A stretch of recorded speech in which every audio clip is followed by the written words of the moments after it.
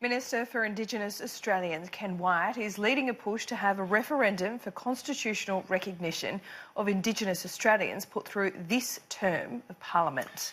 But the government warns the referendum must have a realistic chance of success for it to proceed.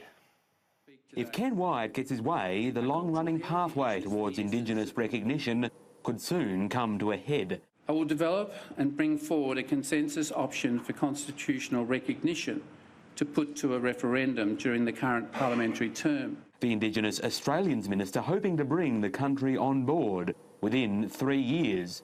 But he's pragmatic if there's no consensus. If it doesn't look as though it's going to be accepted, then we should not proceed. I honestly believe that the Australian public is ready for constitutional reform. While there is bipartisanship over Indigenous recognition, there are differences on what that should look like.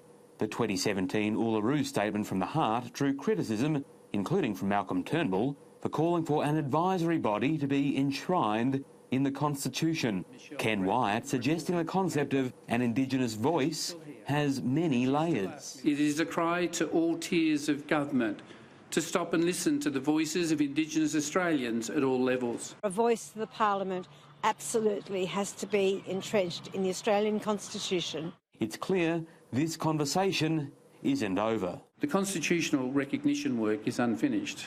It will take time. It will need to be measured. The pledge for a referendum proposal in this term of Parliament coinciding with NAIDOC Week. This year's theme, Voice, Treaty and Truth. Ken Wyatt acknowledging the reality that on constitutional recognition, some people will never see eye to eye. Those who have an opposing view, they will have them regardless. There are some people we will never convince, and we have to accept that. If people want to make it divisive, let them try. I think that their voices will be drowned out. James O'Doherty, Sky News, Canberra.